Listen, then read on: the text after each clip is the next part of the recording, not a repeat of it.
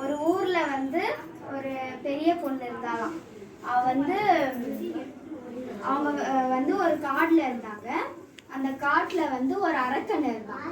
அந்த அரக்கன் வந்து அந்த அரக்கன் வந்து அவங்க அம்மா வந்து எப்பவுமே ஒரு சாப்பாடு செய்வாங்க. அந்த சாப்பாடு வந்து செஞ்சு முடிச்சுட்டு அவங்க அம்மா வந்து விறகு வெட்டுறதுக்கு வேலைக்கு போயிடுவாங்க. அப்போ வந்து அந்த அரக்கன் வந்து அந்த சாப்பாடு சாப்பிடும்போது டெய்லி அந்த பொண்ணுகிட்ட கேட்பான், என்னுடைய சாப்பாடு எங்கன்னு. அந்த சாப்பாடு வந்து அங்கே இருக்கு அப்படின்னு அந்த பொண்ணு சொல்லும். அந்த சாப்பாடு சாப்பிட்டு ஒரு நாள் வந்து என்னாச்சு, அவங்க அம்மா வந்து சாப்பாடு செஞ்சாங்க. அந்த பொண்ணு வந்து கொஞ்சோண்டு சாப்பிட்டு பார்த்தா. அது நல்லா இருந்தது. நல்லா இருந்தோடனே பாதி சாப்பாடு சாப்பிட்டோடனே அந்த அரக்கன் வந்ததுக்கப்புறம் அந்த பொண்ணு வந்து கதவு சாட்டின்னு உள்ள மறைஞ்சிட்டான். அப்போ வந்து என்னுடைய சாப்பாடு எங்க அப்படின்னோடனே அந்த பொண்ணு வந்து திக்கி சொல்லிச்சு, உங்க சாப்பாடு வந்து அங்க இருக்கு அப்படின்னு சொன்னதுக்கப்புறம் அந்த சாப்பாடு வந்து ஓப்பன் பண்ணி பார்த்தா அந்த சாப்பாடு வந்து கம்மியா இருந்தது. அப்போ வந்து என் சாப்பாடு ஏன் கம்மியா இருக்கு அப்படின்னு கேட்டதுக்கு அந்த பொண்ணு சொல்லிச்சான், சாப்பிட்டது நல்லா இருந்ததுனால தான் நான் சாப்பிட்டேன் அப்படின்னோடனே, உனக்கு வேணா நீ உங்க அம்மா கிட்ட கேட்டு செஞ்சுக்க வேண்டியதானே, நீ ஏன் என் சாப்பாடு சாப்பிட்ட அப்படின்னு கேட்டதுக்கு எங்க அம்மா வந்து விறகு வெட்ட போயிட்டாங்க, நான் சொல்றது கேட்காம அப்படின்னு சொல்லிட்டு அந்த பொண்ணு வந்து கதவு சாத்தினாலாம். அந்த அரக்கன் வந்து அந்த வீட்டை உடைச்சு அந்த பொண்ணை வாயை சாப்பிட்டோன்னே அந்த பொண்ணு வந்து என்ன பண்ணா, நம்ம எப்படி வெளியே போறது அப்படின்னு யோசிச்சுன்னு இருக்கும்போது அந்த பொண்ணு வந்து அந்த பொண்ணுடைய தலையில இருந்து ஒரு பின்னை எடுத்து அந்த அரக்கனுடைய வயிற்றுலேயே குத்தி அந்த அரக்கன் வந்து வாய் திறந்தோடனே அந்த பொண்ணு அப்படியே வெளியே வந்துட்டான். ஒரு காலத்துல ஒரு சிங்கம் இருந்ததான். அதுக்கு பசிக்குதுன்ட்டு வேட்டையாட போச்சான். அன்னைக்கு ஒரு நாள் 3 ஃப்ரெண்ட்ஸை பார்த்துதான். அப்ப வேட்டையாடலாம்னு நினைச்சுதான். அப்ப வந்து ஒரு காகம் வந்து சிங்கத்திட்ட சொல்லிச்சான், எங்களெல்லாம் நீ சாப்பிட்டுட்டீங்கன்னா உனக்கு யாரு நண்பர் இருப்பாங்கன்ட்டு. அப்ப அந்த 3 நண்பர்களையும் சாப்பிடாம அன்னைக்கு எல்லா விலங்குகளையும் வேட்டையாடிட்டு அந்த காட்டுல எந்த விலங்குமே இல்லையாம். இல்லாம ஒரே ஒரு கேமல் மட்டும்தான் இருந்ததாம். இருந்தப்ப காகம், புலி, அப்புறம் நரி சொல்லிச்சான், ஒரு கேமலை போய் வேட்டையாடினா உனக்கு பசியும் தீரும், எங்களுக்கும் சாப்பாடு கிடைக்கும். அப்போ நீங்கள் வந்து வேட்டையாடினீங்கன்னா உங்களுக்கும் வயிறு ஃபுல்லாகும்ல அப்படின்னு சொல்லிட்டு வேட்டையாட போச்சான். வேட்டையாட போ சொல்ல அந்த கேமல் சொல்லிச்சான், சிங்கமே என்ன வேட்டையாடாத அப்படின்னு சொல்லிச்சான். சிங்கமும் வேட்டையாடாம போயிடுச்சான்.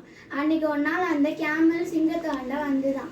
அந்த 3 நண்பர்களும் வந்தாங்களாம். வந்த அப்புறம் என்னை யாரையாச்சும் வேட்டையாடி சாப்பிடு, உனக்கு ரொம்ப நாளாக பசிக்குதுல்ல அப்படின்னு சொல்லும் போது காக்காவும் ஓடி போயிடுச்சா, நரியும் ஓடி போயிடுச்சா, டைகரும் ஓடிடுச்சா. கடைசியில் கேமல் மட்டும் தான் இருந்தது. அந்த டைகருக்கு புரிஞ்சுது கேமல் மட்டும்தான் நம்மளோட உயிர் நண்பன். காக்கா வந்து எடுத்துட்டு போயிடுச்சான். அதுக்கப்புறம் நிறைய பார்த்து சொன்னதா வடை கீழே வந்துச்சு. நிறைய எடுத்துட்டு ஓடி போயிட்டா. அவெல்லாம் வந்துச்சா. முயல் வந்து ஆமையை ரேஸ் கூப்பிட்டுச்சா. அதனால சவால் விட்டுச்சா. முயலுக்கும் ஆமைக்கும் ரேஸ் தான். போடும்போது முயல் டயர்டாக சொல்லி படுத்துருச்சா. ஆமை ஜெயிச்சிருச்சா. ஒரு ஊரில் ஒரு காக்கா வந்துச்சான். அது ரொம்ப நாளுக்கு பிறகு தண்ணி தாகம் எடுத்துச்சான். அது பறந்து போய் ஒரு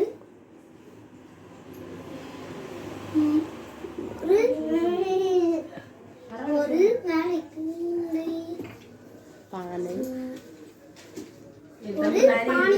அது வந்து ரொம்ப தாகமா இருந்தனால ஒரு கிணறு பார்த்தது.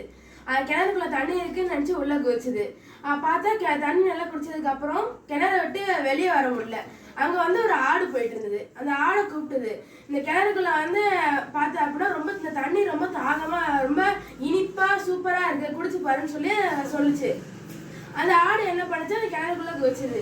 தண்ணி குடிச்சோடனே அந்த ஆடு கேட்டது, இந்த கிணறு விட்டு எப்படி வெளியே போகணும்னு கேட்டது. அந்த நரி என்ன சொல்லிச்சு, நீ வந்து கிணற வந்து பிடிச்சிட்டு நான் மேலே தாவி குதிச்சுட்டு நான் அதுக்கப்புறம் உன்னை ஹெல்ப் பண்ணுறேன்னு சொல்லிச்சு. அந்த மாதிரி ஆடு பண்ணதுக்கப்புறம் நிறைய வந்து ஆடு மேலே குதிச்சு மேலே ஏறி ஓடிடுச்சு. இதோட மாடல் என்னன்னா, ஃபர்ஸ்ட் ஒன்று பண்ண போறீங்கன்னா யோசிச்சுட்டு பண்ணுங்க. சாவியை பார்த்து சொல்லிச்சான், நான் உன்னோட பெருசாகவும் ரொம்ப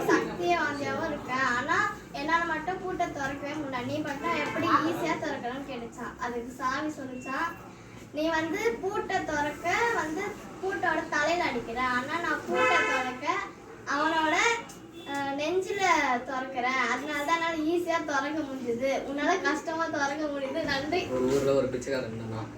அவன் ஃபர்ஸ்ட் கோயில பிச்சை எடுத்தானா. அவனுக்கு யாருமே காசு போடலையா. காசு போடுறதுனால தெருவா கடையில போய் கேட்டானே யாரும் தரலையாம். ஒரு ஒயின் ஷாப் போனானா, வாசல்ல உட்காந்து எல்லாரும் போயிட்டு வரவங்கலாம் 5, 10 ஒரு 50 ரூபா தந்தாங்க. அங்கேயே செட்டில் ஆயிட்டான்.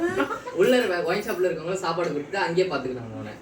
அவன் என்ன பண்ணா, ஒரு வேளை அவங்க கிட்ட வேலை கேட்க போனான். வேலை இருக்குன்னொடனே அந்த வேலை செஞ்சு அவன் ஓரளவுக்கு கடை வச்சு முன்னேறினானா. அவ்வளவுதான் டாபிக்.